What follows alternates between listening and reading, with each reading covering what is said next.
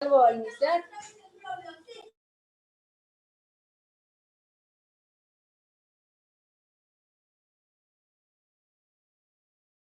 Por el Tribunal Constitucional de Chile. Hoy tenemos el honor de contar con la presencia del doctor Nelson Pozo Silva, quien nos habrá de brindar una charla específicamente en materia de Derecho Constitucional Penal.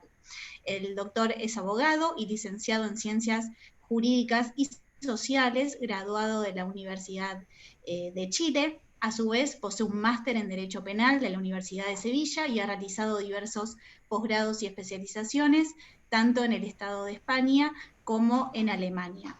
A su vez es escritor y columnista en diversos periódicos y revistas, tanto jurídicas como científicas.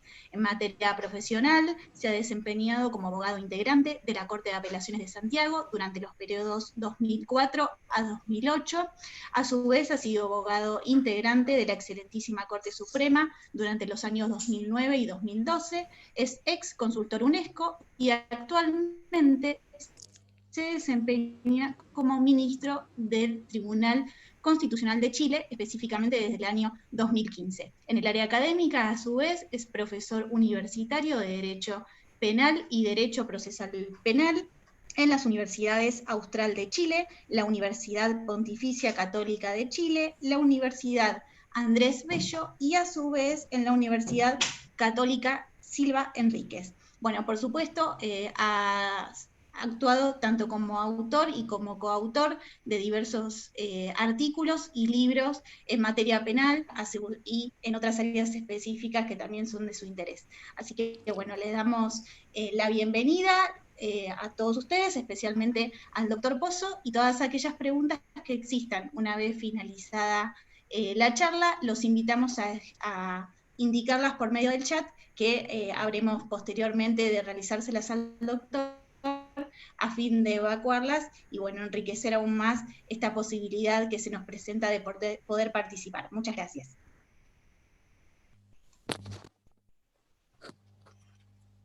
Bueno, gracias por la presentación, muy obsequiosa. Uno ya con los años, muchas de esas cosas se empiezan la he escuchado tantas veces que ya no, se vuelve una vez más. Pero gracias. Mi idea hoy día es conversar un poco de la jurisprudencia que tenemos nosotros en materia constitucional penal. Ese es el objetivo, es decir, cómo un tribunal de carácter constitucional es capaz de involucrarse en esta disciplina penal e incluso me atrevería, yo soy uno de los promotores de esa idea, de generar una subdisciplina, la disciplina constitucional penal. Esto a raíz de diversas experiencias prácticas.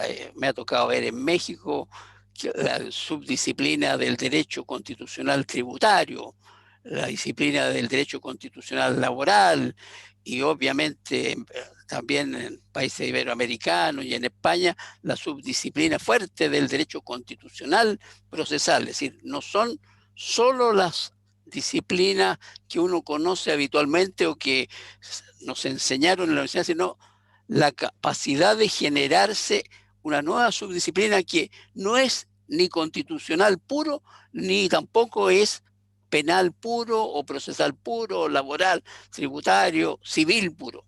Es aquella forma que va adquiriendo este nuevo enfoque que tiene estas disciplinas científicas o pseudocientíficas en algunos casos del derecho para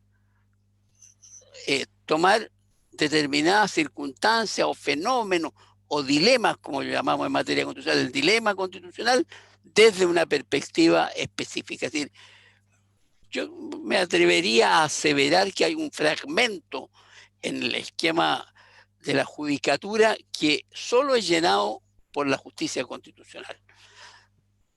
Tanto es así que en el mundo, empezando en 150 países, porque hay países que tienen una judicatura muy débil, 100 países tienen tribunales constitucionales y 50 no lo tienen. De esos 100 que existen en la actualidad, ninguno ha dejado de existir. Ese es el mejor ejemplo de por qué la justicia constitucional per se es capaz de autojustificarse, autorreferenciarse. ¿Qué veo yo a modo genérico para entrar en materia? El primero, que en el proceso actual hay un fenómeno de constitucionalización del derecho. Cómo el derecho empieza a ser imbricado, imbuido, cómo el derecho empieza a ser penetrado por esta constitucionalización. Obviamente que la noción de Estado de Derecho, con toda su connotación político-ideológica que tiene, también ayuda a este fenómeno, es decir, la utilización de que aquí el Estado de Derecho está en peligro, que el Estado de Derecho puede tener dificultades, etcétera, etcétera, también va a fomentando por todos una idea de que esta constitucionalización se puede lograr. ¿Cómo se genera esto en base a dos procesos? El primero es hacer realidad históricamente a partir de que los derechos públicos liberales se transformaron en derechos fundamentales e incorporaron valores, principios constitucionales y derechos socioeconómicos en este Estado de Derecho. Y aquí hay un quiebre histórico que fue con posterioridad a la Segunda Guerra Mundial, en 1945, fundamentalmente de los principios que surgen de Nuremberg y todo lo que significó eso, que el fenómeno de la Constitución se legitima como norma democrática suprema para un efecto vinculante hacia los ciudadanos, pero también hacia los poderes públicos. E incluso uno de los principios, el cual es muy relevante en materia penal, el principio de legalidad, tiene lo que se denomina la doble faz. Existe un principio de legalidad penal constitucional, aunque sea una especie de antinomia, y legalidad constitucional, y un principio de legalidad propiamente tal. Un segundo aspecto que también es importante es que la Constitución ha efectuado un proceso de desplazamiento de la ley, principalmente en el principio de legalidad, que históricamente de la escuela historicista, el principio de legalidad era muy fuerte, significaba que la ley era el mandato absoluto, era la forma como se arribaba a la solución, porque la ley nos daba la solución a los problemas. Ahora no. Ahora tenemos una solución a veces de carácter meramente legal y tenemos otra solución que a veces es contraria o a veces compatible o a veces se produce una ponderación, es decir, se encuentran valores de distintos contenidos que entran a chocar y hay que entrar a ponderar qué valor es más prioritario. Y eso, ¿qué nos lleva? Nos lleva a repensar la noción de ordenamiento jurídico, cómo el ordenamiento jurídico cumple ahí un factor importante. De tal manera que nuestra definición personal, y me atrevo a decir de la gran mayoría del tribunal, es que una constitución, y a propósito, el próximo domingo en nuestro país se va a votar si tenemos una nueva constitución o no tenemos una nueva constitución, es un texto, un documentito, así, un librito, tengo por aquí unas que sacamos del tribunal que la vamos sacando casi todos los meses porque se va cambiando. La Constitución chilena tiene ya aproximadamente 100 modificaciones. Esta es la antigua Constitución que fue dictada en la época de la dictadura de Pinochet de 1980, pero tiene 100 modificaciones, es decir, poco queda de la Constitución de Pinochet. Solo queda pendiente una parte importante, el modelo económico, y el que se cuestiona todo el factor. Es decir, lo que la gente ligada al mundo constitucional dice la Constitución económica, que obviamente muchas veces manda el texto. Pero es una constitución, es este texto, la literatura que viene aquí, lo contextual, pero también son los valores y principios que están en una constitución. Y esa es la clave del moderno constitucionalismo. Es decir, se trabaja con valores, y los valores en el campo penal son muy relevantes porque son muy cercanos a la Constitución. La vida, la dignidad humana, la libertad, el honor, la propiedad, todos insertos en el texto constitucional o deducibles como principios de la Constitución. De esta manera, la historia constitucional siempre se preocupó de la protección de los derechos en materia penal. Incluyo materia penal, lo procesal penal, para mí es una sola matriz, recabando que la criminalidad era una preocupación, en particular histórica. O sea, aquí desde hace 100 años se viene planteando en nuestro país la idea de que la criminalidad, cómo solucionamos el problema, cómo el fenómeno del delito, diversas teorías, diversas aproximaciones al delito.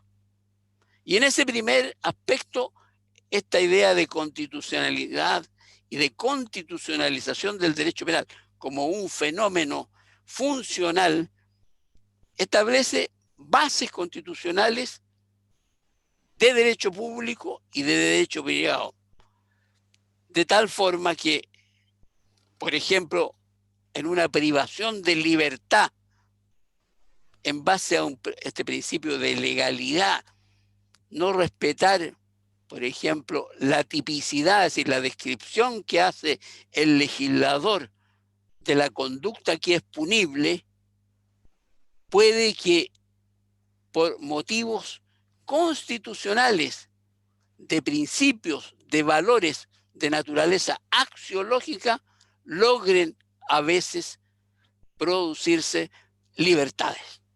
Un ejemplo práctico que nosotros se nos da mucho en la práctica. Hay una ley que se denomina la ley Emilia. La ley Emilia es porque una niña en un accidente de tránsito llamada Emilia falleció porque el conductor la atropelló, falleció la niña, pero además el conductor huyó del lugar.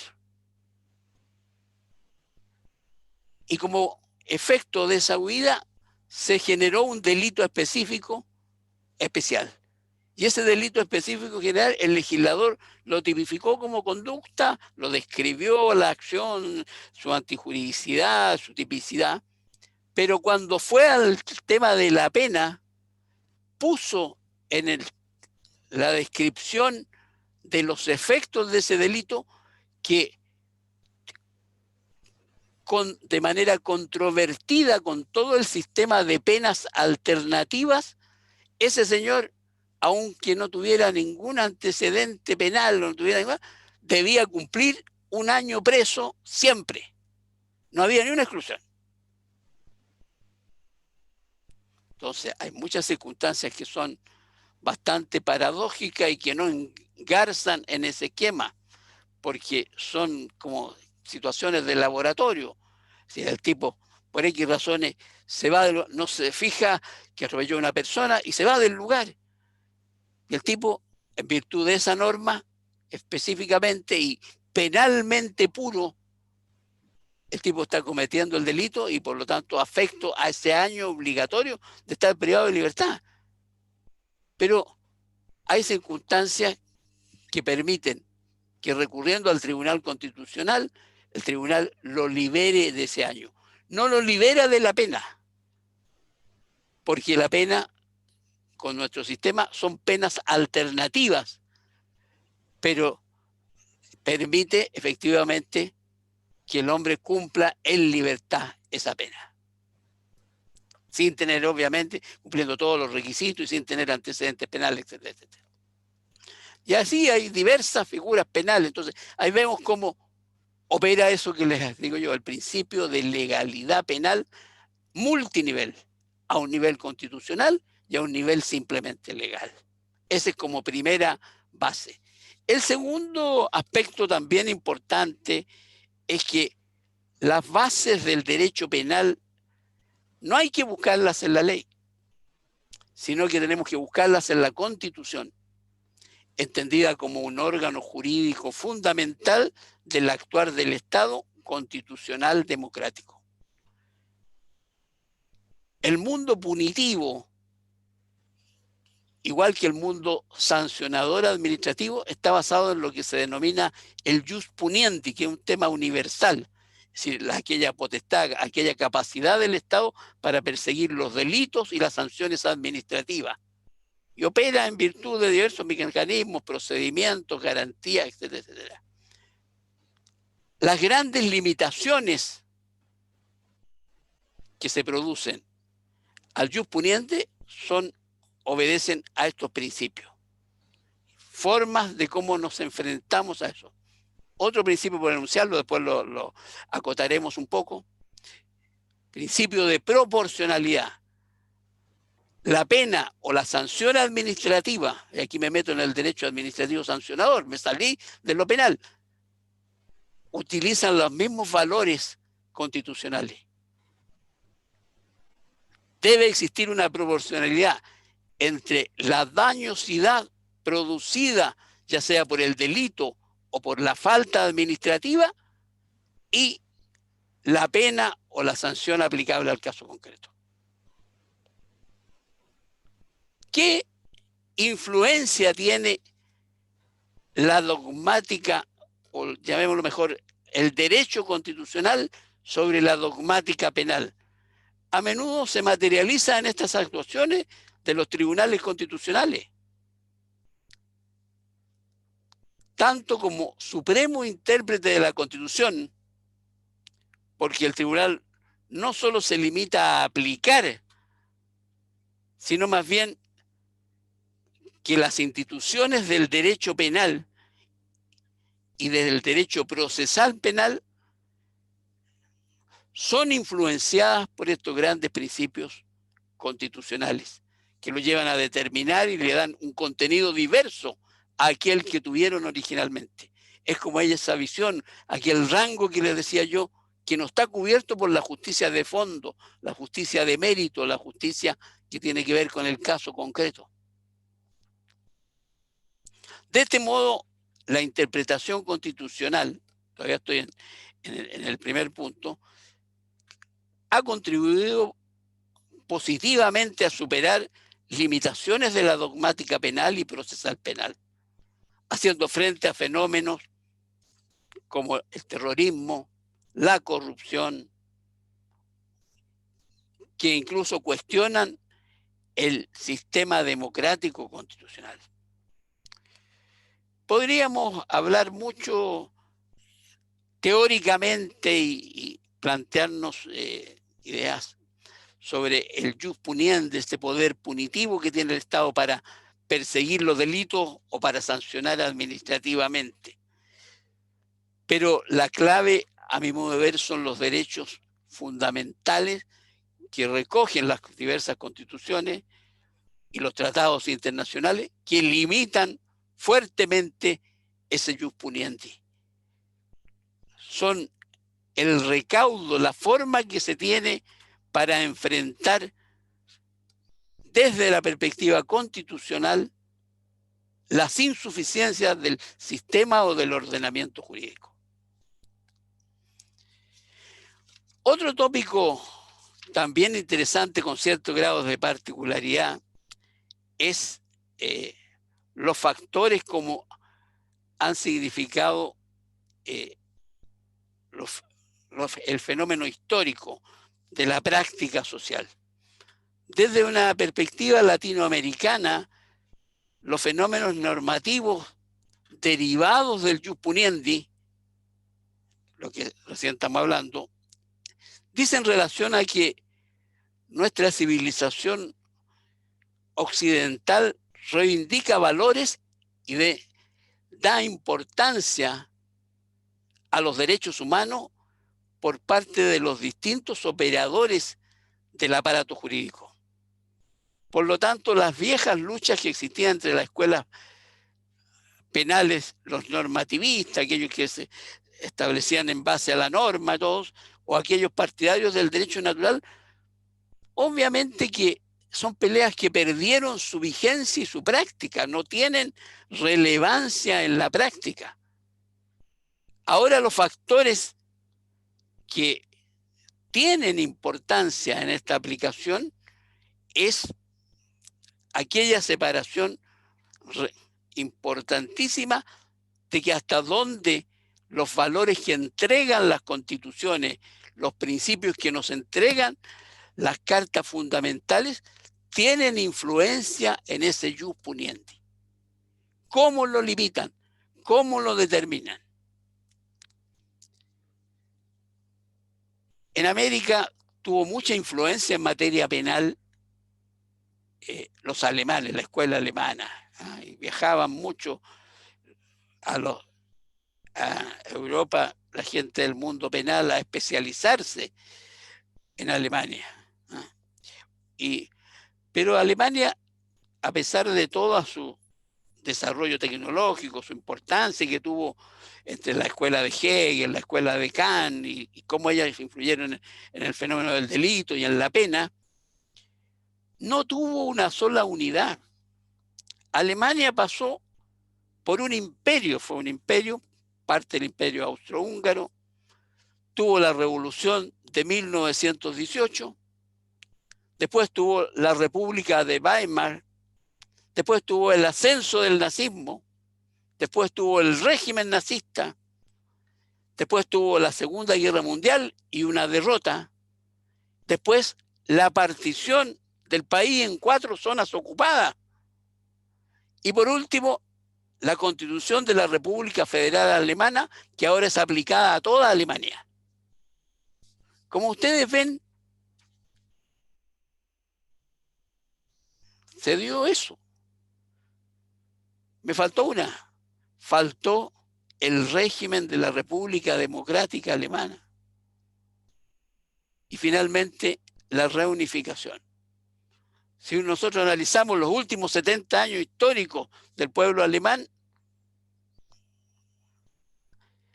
no resulta fácil vincular el derecho con la política, por un lado, porque no hubo una continuidad de una doctrina jurídica alemana. El mejor ejemplo es que en la época del emperador era monárquico. En la época de los revolucionarios de la República de Weimar era un régimen socialdemócrata. La República de Weimar era republicana en sí, Hitler era nazista, Konrad Adenauer era demócrata cristiano y la República Democrática Alemana era reconocidamente de comunista. Estaba en su constitución. En cambio, la historia de América Latina, siendo más novel, siendo mucho más, diremos un poquito atrasada, más a la saga, hubo dictaduras en América fuertemente que se justificaron en virtud de razones históricas y en mérito de pronunciamientos militares o golpes de Estado. ¿Qué pasa con el saber penal en materia del mundo penal en sí?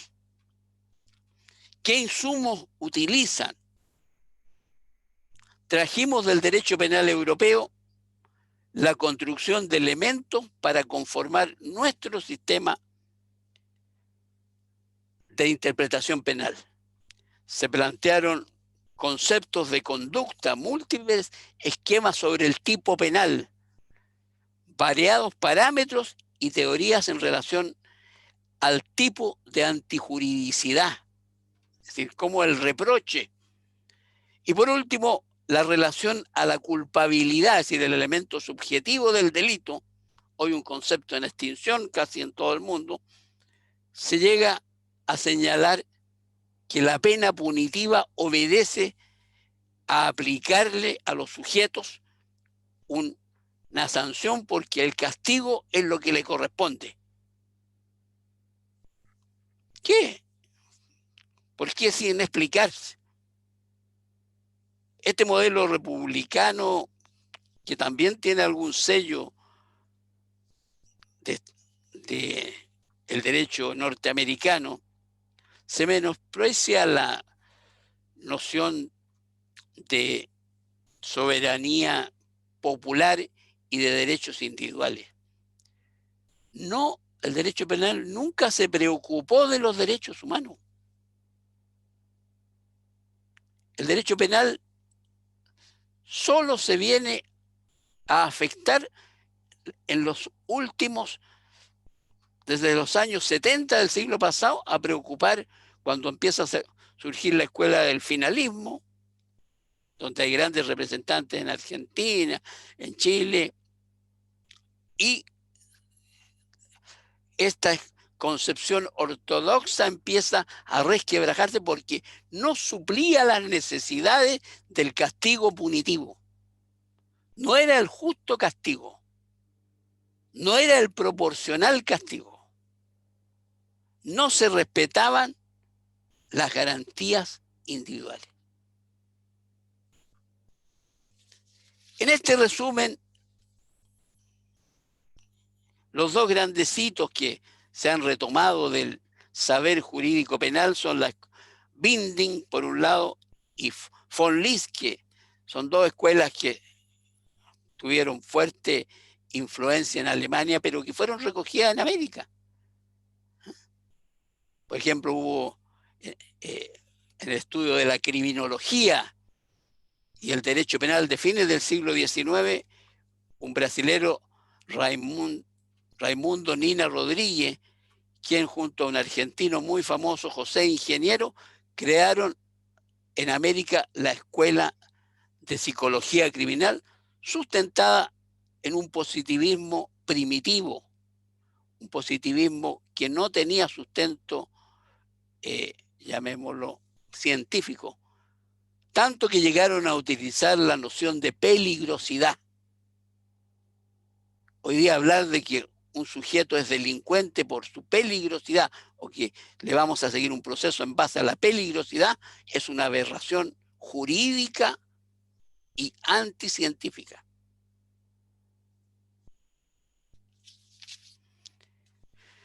Podríamos seguir avanzando y hablar sobre mucho, sobre Belsen, sobre el funcionalismo extremo, el funcionalismo atemperado, Jacob como funcionalista extremo, Roxin como un funcionalista atemperado, moderado, etcétera, etcétera. Pero no es el ánimo, sino que a mí me interesa denostarle a ustedes algunos principios constitucionales penales. El primero del que ya avancé,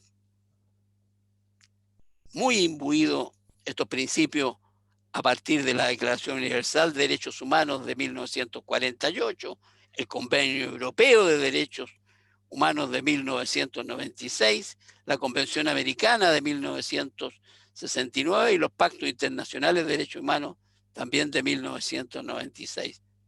Son algunos, por razones de tiempo no podemos referirme a principio de legalidad penal, que algo insinuamos, pero que lo vamos a conversar un poco más. Principio de tipicidad, principio de culpabilidad, principio de proporcionalidad, principio de presunción de inocencia, tomado en su verdadero sentido como un estado de inocencia, no como una presunción legal o de derecho. Principio ne bis in idem y varios otros que vamos a ver. Partamos por el principio de legalidad. El principio de legalidad como tal tiene varias fases. Primero, la reserva de ley. Todo delito tiene que tener un sustento en la ley, una descripción en la ley. Su fuente formal es la ley. Su mandato de determinación, que después lo vamos a tocar como principio, que lo denominamos taxatividad, obedece a la conducta punible. ¿Qué conducta se está penando? El que mata a otro, el que hurta una cosa, el que defrauda al fisco, etcétera, etcétera. Este principio tiene su seno en la Escuela de Viena. Y la Escuela de Viena es la escuela de Hans Kelsen. La existencia, la imposición de existencia de normas jurídicas que vinculan tanto a la administración cuando actúa y del modo como se someten al derecho. Es decir, cuando estamos imputándole a un sujeto un delito, tenemos que tener el delito predeterminado. Y el procedimiento de imputación implica un procedimiento también predeterminado. Principio de legalidad. Se asocia a la garantía de publicidad que tienen la mayoría de las constituciones, desde el plano de la generación, es decir, lo que ya ha señalado, las fuentes formales del derecho, asegurando que el proceso público tiene que ser un debate público y acceder a su conocimiento, el conocer, que es propio de la jurisdicción, conocer, juzgar, hacer cumplir, imperio, etcétera, etcétera. Y la posterior participación del Estado en la ejecución de las penas. Lex certa, es decir, la ley tiene que estar determinada, la conducta ciertamente, y tiene que estar determinada en la ley, porque sabemos que las leyes penales en blanco, algunas de ellas son manifiestamente inconstitucionales. Nosotros ahora estamos, sin emitir pronunciamiento porque no ha salido el fallo, está en el de redacción, teniendo un serio problema de ley penal en blanco con aquellos tipos que vulneraron el estado de pandemia. Son casi 90.000 procesos que están paralizados. El estado de pandemia, el legislador estableció una norma que por la sola peligrosidad que el sujeto estuviera fuera de su recinto, en su casa, se transformaba en un peligro público a la salud pública, un bien jurídico protegido por el Código Punitivo. Pero se daban situaciones de una anomalía absurda. Una persona que viaja, ya que alguien, la decana hablaba de Valparaíso, de Santiago a Valparaíso, una señora va sola, tiene un permiso para ir de Santiago a Valparaíso y en la mitad del camino le dan ganas de orinar, perdónenme pero es la realidad, yo estoy contando hechos, nada más el relato, esto es como una novela, ganas de orinar, y se desvía del camino. Y la persona entra a una zona que se llama Curacaví, muy famosa por una chicha de Curacaví, hasta una cueca, son la chicha de Curacaví, y la persona es procesada porque ella vulneró lo que era su estado. Ella tenía solo el permiso de ir a Santiago, no podía salirse de la carretera. O se orinaba o sencillamente tenía que entrar a un baño saliéndose del camino. Entonces encontramos eso absurdo que, si ustedes ven con ese ejemplo, lo que le estoy diciendo yo es que todavía estamos enfrentados a estados de peligrosidad, estamos enfrentados a una serie de situaciones que tienen solución no en la ley, sino que tienen solución en la constitucionalización de esto. Principio de tipicidad. Este principio tiene dos mandatos específicos. Uno, el de taxatividad o determinación. La necesidad que el legislador, cuando dicta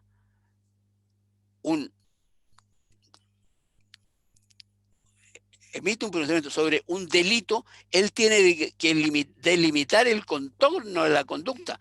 No puede ser una conducta ambigua, no puede ser una conducta indeterminada, no puede ser una situación así como, no eventual, pero que no tenga ese contorno. Es decir, la tipicidad, en definitiva, es esforzarse en la medida de lo posible el legislador en describir los tipos penales de manera clara, concreta, precisa e inteligible, por razones de seguridad jurídica. Y el segundo aspecto, que el mandato de determinación sea lo suficientemente claro para evitar que el intérprete, el juez, le dé visiones ambiguas e injustificadas. Tercer principio que tiene importancia constitucional, principio de culpabilidad, encuentra su base o sustento en la dignidad humana, toda vez que es un presupuesto de la pena.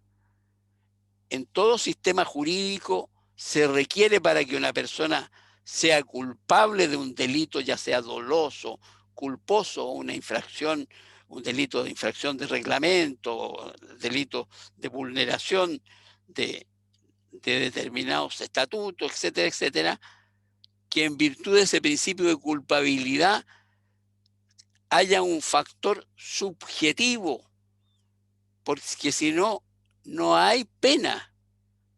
Es tanto que en la determinación de las penas, el juez de fondo, el juez de mérito, él tiene que individualizar la pena, ojalá conocer al sujeto, verlo, por qué actúa así, es decir, qué factores, ver temas de imputabilidad, si el tipo tiene deficiencias mentales, a lo mejor, o está en una situación que se denomina el error de prohibición, etcétera, etcétera, cualquiera de esas situaciones, lo cual todo conlleva a que hay un factor subjetivo en toda pena de un delito o de un delito culposo. De tal forma que este principio también es un límite del jus puniendi.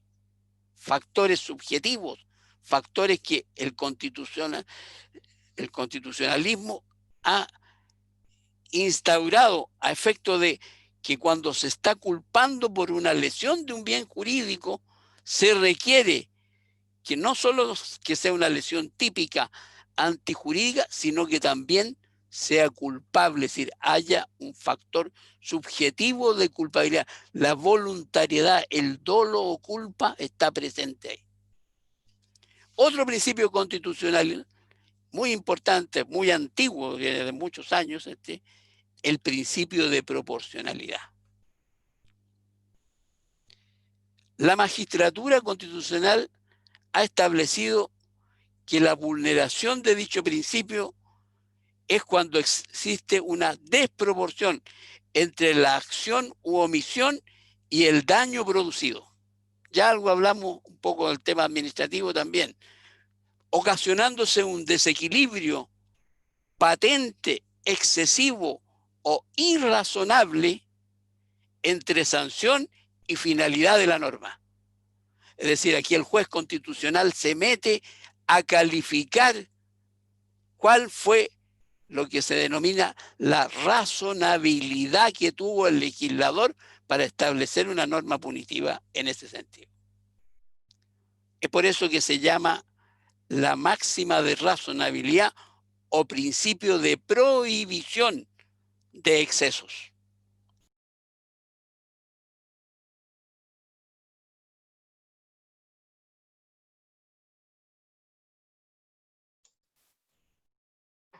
Doctor Pozo, disculpe, está el micrófono silenciado. Ahora sí, le pegué, ahí está. Le pegué con un aleteo, perdónenme por aletear.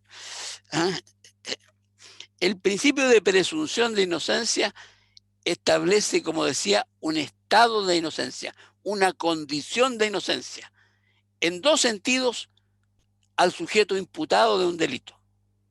Por un lado, se le presumirá y se le establecerá a él, hasta que no existe una sentencia ejecutorial, que él está inocente.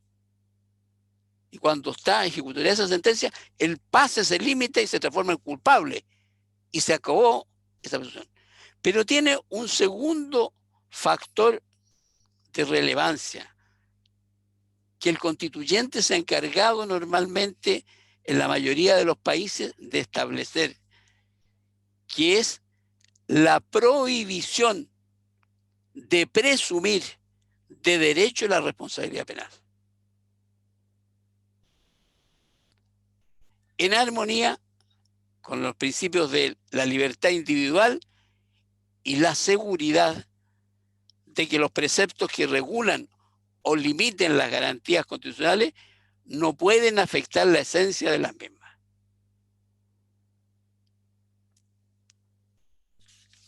Otro principio también importante en esta materia es el principio ne bis in idem, o conocido normalmente por non bis in idem. Es aquella prohibición de una doble sanción por un mismo hecho. Esto tiene una faz procesal y tiene también una faz, llamémosla, punitiva o sancionable, porque también es aplicable en materia administrativa, como decía yo, por efecto del jus puniendi único. Siempre se ha estimado que el derecho administrativo sancionador asimiló todos estos principios en su gestión del acto administrativo. Esta noción de doble valoración lo lleva a que la duplicidad de sanciones por un mismo hecho atentaría contra la lógica unívoca de una sola pena por el atentado a un bien jurídico. Y la duplicidad de sanciones afecta más de un bien jurídico. Pero ¿qué pasa? Un tema de gran calibre en esta área es cuando por un delito o por un hecho, perdón, se le aplica una sanción penal y paralelamente se le aplica una sanción administrativa. Históricamente los jueces entendieron que eran ámbitos distintos. Decían, señor, usted le aplicamos por una violación en el mercado financiero el delito de violación de secreto o información privilegiada, tiene una pena y le aplicamos pena cárcel de 5 años. Y le aplicamos además una multa paralela. Ese es un tema a discutir.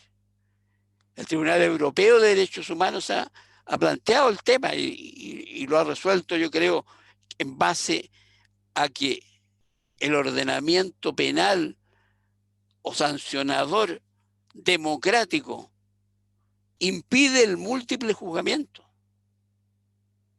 Y ahí nos enfrentamos al dilema, puesto que toda sanción emana del mismo jus puniendi. Es decir, tenemos jus puniendi especial para lo penal y jus puniendi especial para lo administrativo. Segundo tema, ¿qué pasa con el debido proceso? ¿Podemos hacer 2 procesos paralelos? ¿O tenemos que hacer uno primero, otro después?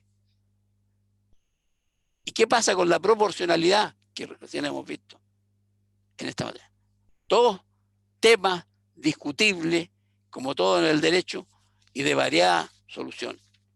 Principio de humanidad emana de la dignidad humana, que impone límites a la acción del Estado, lo cual proviene de la consideración del sujeto receptor, normalmente la persona humana, a la cual se impone una sanción. Su base constitucional es una práctica muy fuerte en nuestro país. ¿Cómo no va a ser un factor relevante este principio de humanidad si él tiene que ver con el tema de una sanción especial? Voy a contar otro ejemplo práctico. En nuestro país hay una ley de control de armas muy severa, que son aquellas armas, hay armas prohibidas, hay armas de... Pero hay también sanciones de armas a aquel señor que le encuentran en su casa una escopeta de caza para cazar conejos, que no la tiene inscrita o que la está portando sin tener permiso para portarla. Y a él le aplican, muy similar a la que hablé antes, la ley Emilia, la sanción de que si bien puede tener penas alternativas, beneficios, en virtud de esta ley específica de la ley de armas, no se le puede aplicar una medida alternativa de cumplimiento de la pena. Entonces aquí el sujeto que lo pillaron cazando conejo está obligado a estar 1 año preso. Entonces la solución, ¿por dónde salió? Obviamente que salió en virtud de este principio constitucional. Un último principio, un penúltimo, el principio de resocialización. Aquí la doctrina constitucional chilena siguió a Mir Puig, un penalista destacado de la Universidad de Barcelona, que en su época fue director de la Academia Judicial Española. Las penas privativas de libertad y las medidas de seguridad están orientadas a la reeducación y reinserción social y nunca podrían ser trabajo forzado. Este criterio obedece a la opinión, en esto el Tribunal Constitucional chileno siguió al Tribunal Constitucional español. Siempre el delincuente se puede resocializar, porque la razón de la pena punitiva es recuperar al ser humano. Y le podrá poner penas más benignas y cumplirá, y hay formas, los indultos, la amnistía, etcétera, etcétera. Poder recuperar al sujeto. Este principio de resocialización es relevante. También existieron diversas leyes especiales que se llamaron, debido al aumento de la delincuencia, hubo muchos inmigrantes en su momento en Chile que cometían muchos delitos, entonces se les aplicaba una ley así como con nombre y apellido, pero esas leyes fueron declaradas inconstitucionales, no en manera genérica, sino caso a caso, y implica que pueden ellos, en virtud de la resocialización, cumplir sistemas alternativos de pena. Últimamente hay una serie de tobilleras que se ven parecidas al sistema norteamericano, pero que le permite estar en libertad, poder trabajar, o estar todo el día, o cumplir solo reclusión nocturna, etcétera, etcétera. Un último principio, principio de individualización de la pena. Aquí hay un autor también español, Bernardo Feijó, seguidor de Jacob con el normativismo. Él plantea que un modelo de determinación de la pena orientado retrospectivamente y no hacia el futuro prospectivamente, representa la idea de que la determinación de la pena debe basarse en una prevención general limitada por la culpabilidad, es decir, el elemento subjetivo del caso a caso, y por la proporcionalidad. ¿Cuáles son los parámetros constitucionales? En nuestro Código Penal existen los artículos del 65 al 69 del Código Penal, que permiten que el juez pondere, que el juez diga, mire, aquí tiene atenuante, pero se dictaron leyes en virtud de estos procesos de sancionadores, que el legislador, por ser más duro, dice que aquí se van a acabar los delitos aplicando o subiendo las penas, eliminó la opción que tenían los jueces de ellos ponderar y realizar esta individualización de la pena. El tribunal, en virtud de este principio de individualización de la pena, que es una facultad potestativa del Poder Judicial, no del legislador, lo declaró inconstitucional. Con esto hago un bosquejo genérico.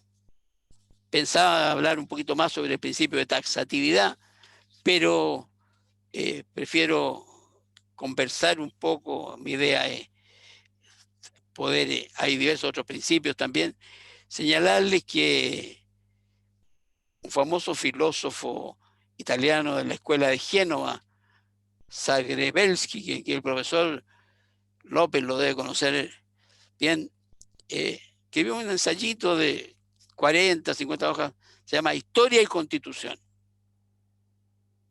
Y ahí planteó lo siguiente, voy a leerlo para ser lo más fidedigno. el actual derecho constitucional ha renunciado visiblemente a sus principales tareas. En vez de intentar síntesis histórico-culturales de la época constitucional presente como base de elaboraciones abiertas al porvenir, su máxima aspiración es proponerse como prontuario de soluciones inevitablemente dirigidas al pasado. Así, el derecho constitucional termina por configurar como una continua búsqueda de medios de emergencia, perennemente retardataria y necesariamente instrumentalizable e instrumentalizada en sentido político. De este modo, el derecho constitucional se contenta continuamente con ser un subproducto de la historia y de la política, en vez de intentar convertirse al menos en una fuerza autónomamente constitutiva tanto de una como de la otra. ¿Qué quiere decir esto? Que en el plano histórico es importante visualizar que en los nuevos campos del saber jurídico y, por ejemplo, en esta subdisciplina, el derecho constitucional penal, el derecho constitucional tributario, el derecho constitucional laboral, el derecho constitucional civil, etcétera, etcétera, saberes jurídicos, la interdisciplina y la influencia del derecho anglosajón con sus instituciones han producido un fenómeno del nacimiento de las subdisciplinas del derecho. A modo de ejemplo, están todos los que hemos señalado recientemente. Por otro lado, y con esto finalizo, medio resumido, pero perdónenme, el tiempo es oro, dicen,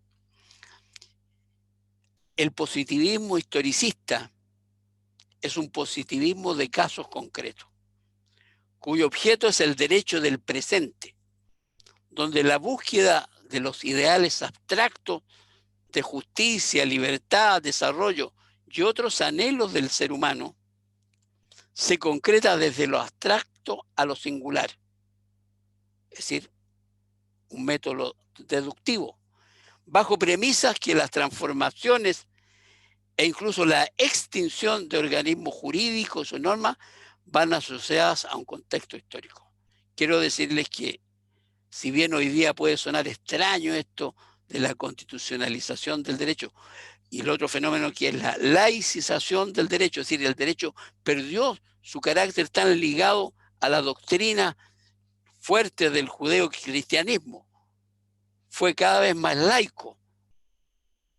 Por eso se positivizó. Nos lleva a que en el mundo actual es un mundo de subdisciplina. Y por eso las especializaciones y por eso la necesidad de tener profesionales que dominen un área, pero que la dominen bien. Gracias por escucharnos.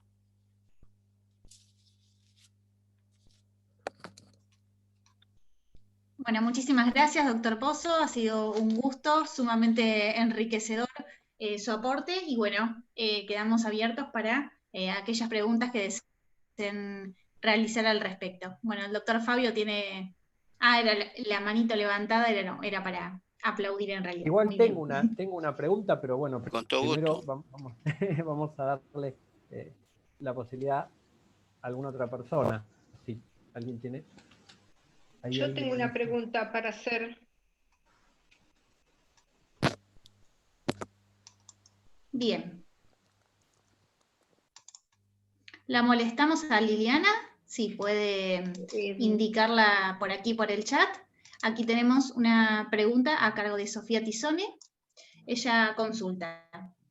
En el ejemplo de la mujer que sacó el permiso para ir a Valparaíso y debe realizar una parada para poder orinar, ¿no estaríamos ante un exceso por parte del Estado al haberla procesado? Ya que si bien se presume su inocencia, el hecho de que haya considerado el caso como delictivo resultaría, en la opinión de Sofía desproporcionado teniendo en cuenta la conducta que ha llevado a cabo esta señora y el supuesto bien jurídico dañado, y bueno, tener en cuenta, por supuesto, una violación al principio de violabilidad que puede ser vulnerado en este caso. No, yo estoy de acuerdo con la opinión, pero lo enfocaría de otra manera. Ahí se está sancionando en ese delito un estado peligroso. El bien jurídico ahí es la salud pública. Le voy a dar otro ejemplo que es más esclarecedor. En Chile hubo toque de queda hasta hace poco, en Santiago. Una persona que por una emergencia sanitaria tuvo que partir y había toque de queda desde las 11 de la noche a las 23 horas hasta las 5 del día subsiguiente.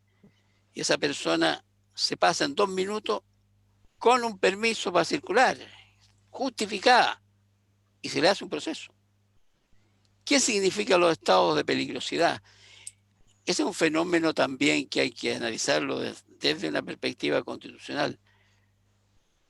El bien jurídico, usted lo sanciona cuando se dañó, cuando tiene una posibilidad cierta de realizarlo, o solo le basta un estado peligroso que pudiera hipotéticamente realizarse.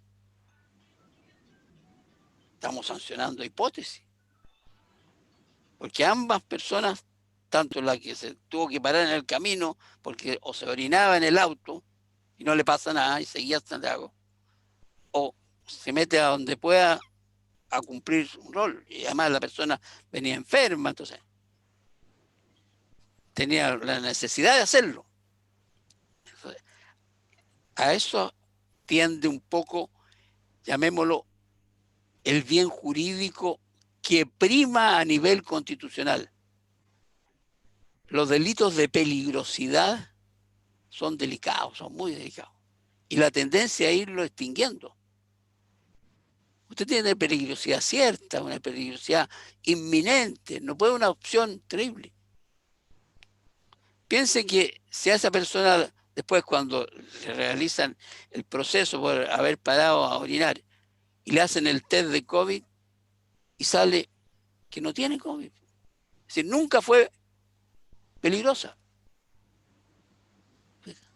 Ese es el tema, el dilema real. Espero haberle contestado. ¿Puedo hacer la pregunta directamente? ¿Así? Sí, está en su casa aquí.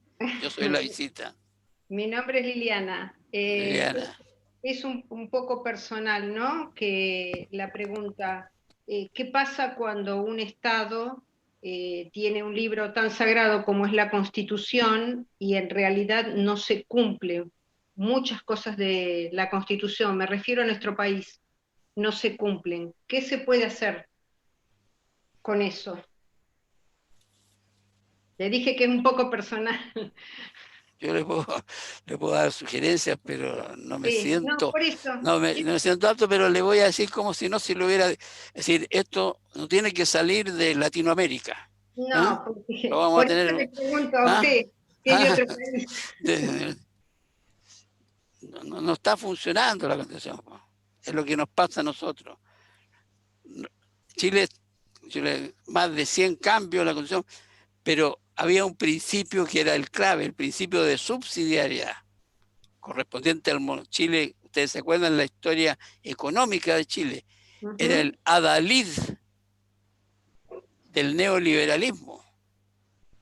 Milton Friedman venía a Chile, que es el creador del neoliberalismo, a imponer determinado modelo y experimentar.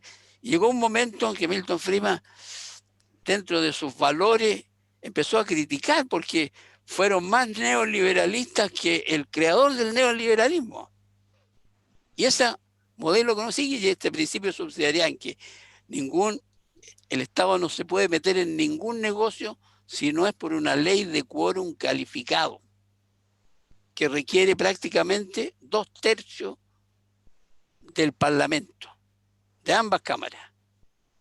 Es decir, usted necesita, si tiene 150 parlamentarios, tiene que tener 101 votos. Es decir, esa minoría lo gobierna económicamente. Y yo no le estoy dando opiniones políticas, estoy dando puras opiniones jurídicas. Es decir, es gobierno de minoría. Y usted tiene que respetar a la minoría, pero no puede significar que la minoría gobierne, porque ya perdió las elecciones, tuvo solo un tercio. Pero con eso contestar. Está bien, muchas gracias.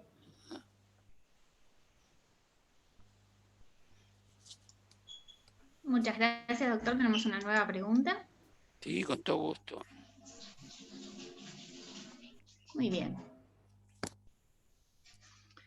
Se le consulta, contra estas penas tan rígidas, ¿qué opciones se evalúan para atenuarlas? ¿Está previsto en algún proyecto de reforma, ya sea del régimen penal o de la Constitución, y de esta manera adecuarla al principio de humanidad? Pasa que las penas, el sistema de pena genérico no es rígido. Tiene una fórmula de cumplimiento alternativo, como le decía yo, la tobillera, el tipo que tiene libertad vigilada, el tipo que solo se le exige ir a dormir en un recinto penitenciario. Lo que pasa es que algunos delitos que valóricamente son menos dañosos que otros, se les prohíbe eso. Y ahí genera una desproporcionalidad. Es decir, bienes jurídicos de menor entidad no son respetados y en cambio otros de mayor. Es decir, situaciones de paradojales, así. Un parricida que mató a algún pariente cercano tiene posibilidades de cumplir pena si por X razones logra atenuante y está un tiempo cumpliendo buena conducta, etcétera, etcétera, va a poder acceder. En cambio, ese sujeto que tenía, ¿recuerdan? Ley Emilia o el de armas, está obligado a cumplir, estar el año entero ahí. Yo creo que hay una confusión muy grande, es difícil delimitarla, muy grande entre una sanción administrativa y un delito en materia, sobre todo en delitos económicos. Los delitos económicos nunca fueron desarrollados por la doctrina del derecho penal continental, que es el derecho alemán, español, todos los continentes, y que se traslapa automáticamente a América. En cambio, en el sistema anglosajón sí fueron desarrollados. Hay un caso que tomaron los españoles sobre los delitos tributarios, que es bien pragmático, pero que corresponde un poco a la mentalidad de lo que es el derecho anglosajón. Si el tipo defrauda o no paga impuestos, o tiene, no es de fraude, pero no paga impuestos, o busca un sistema de elusión sobre hasta, creo que en este momento son 10.000 euros, es una sanción administrativa. Si es 10.001 euros, es un delito tributario. Solución pragmática. Pero se le solucionó el problema a los españoles. Fijó parámetros. Y no hizo lo que se hace en nuestro país, no sé cómo será en Argentina. Le aplican una sanción por el delito económico de evasión de impuestos, elusión tributaria, y más encima una multa paralela.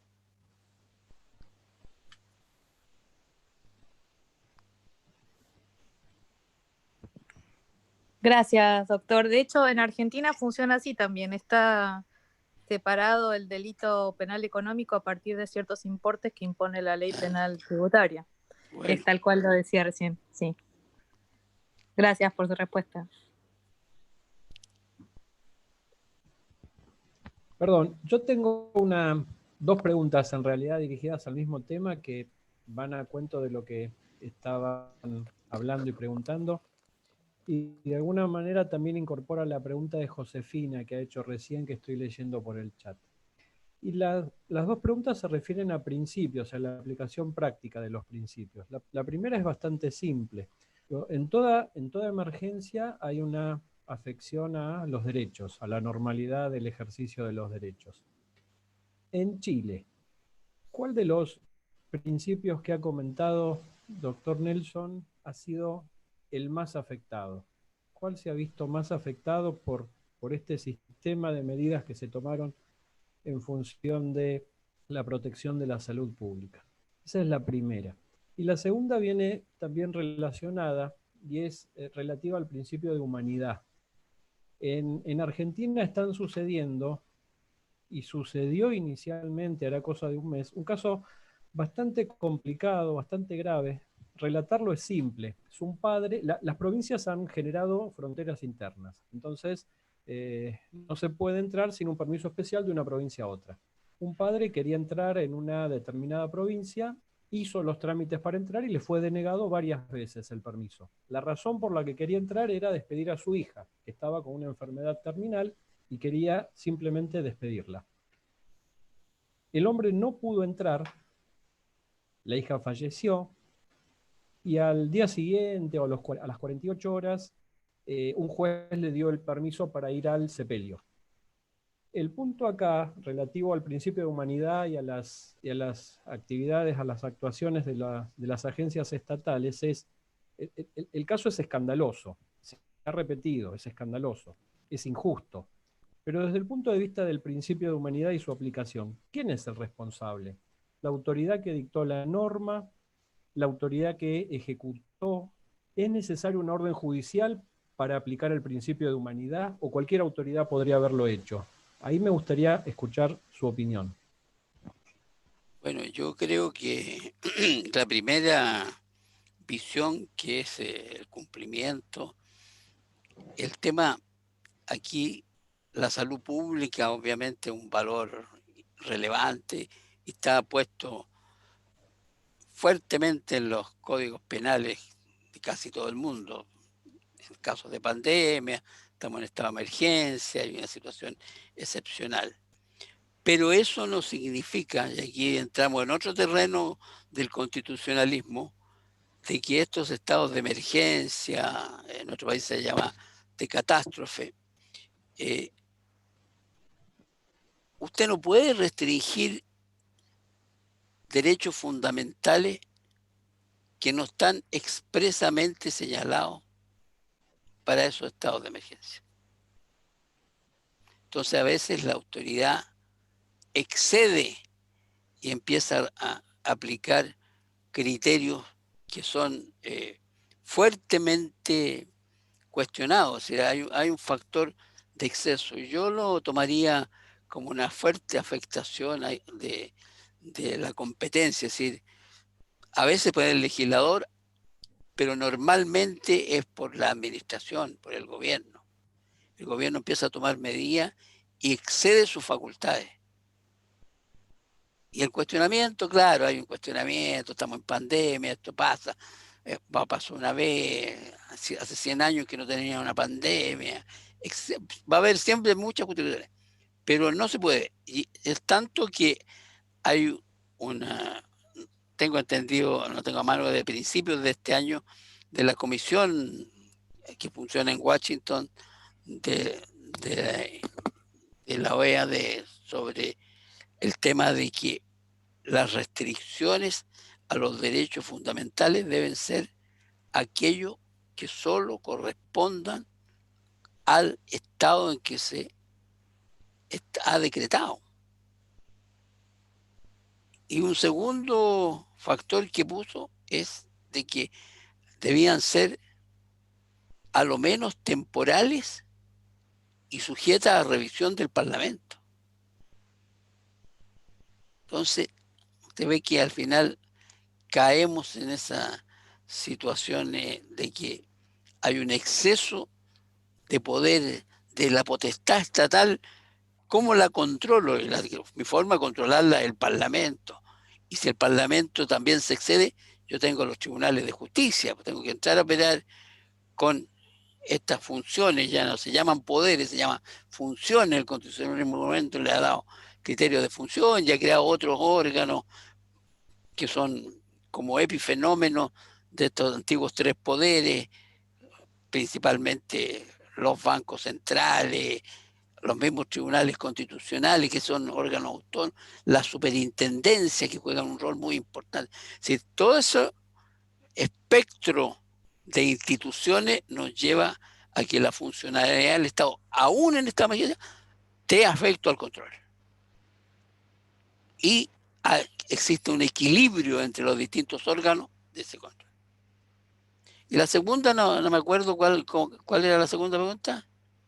La aplicación del principio de humanidad en un caso evidentemente inhumano. Claro.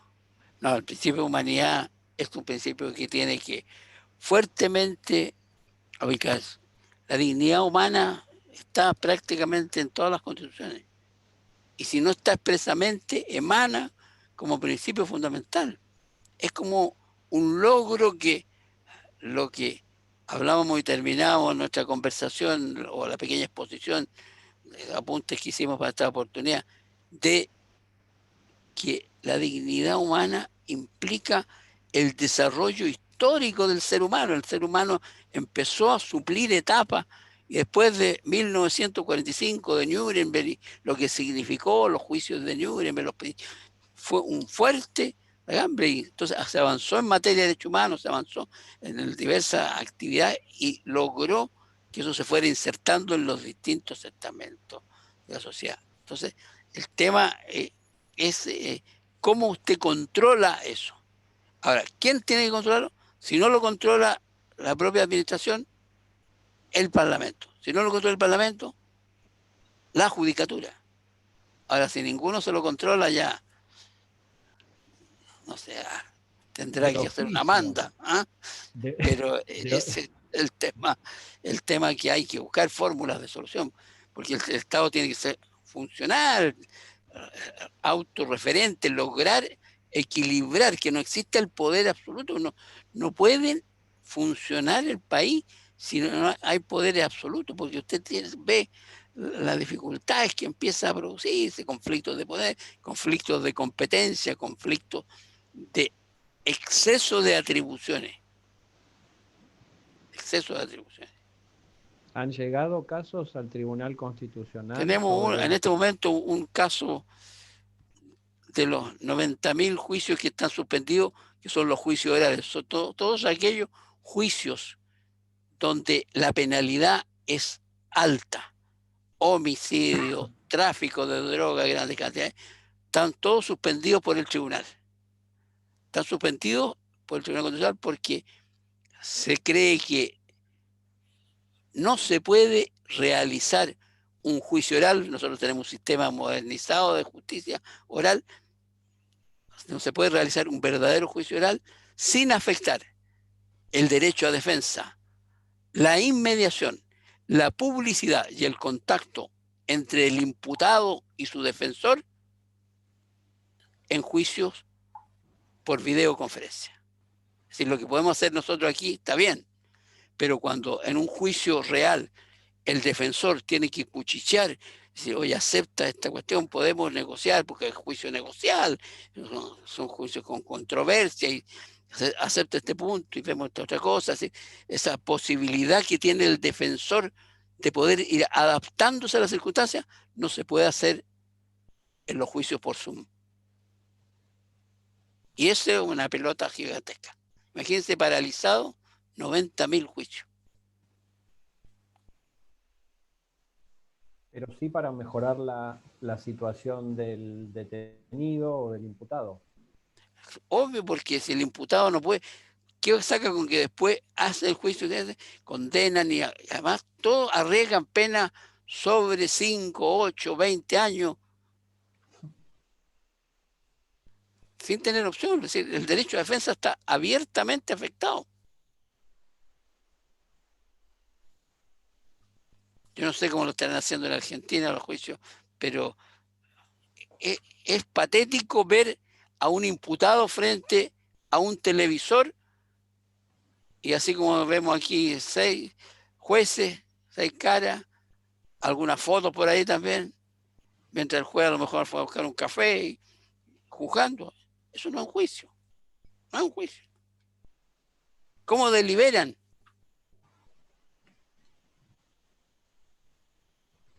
El principio de individualización de la pena, es decir, la necesidad de que el tipo vea a los ojos al imputado y sepa, oye, este me está mintiendo, cómo contrainterroga a los testigos.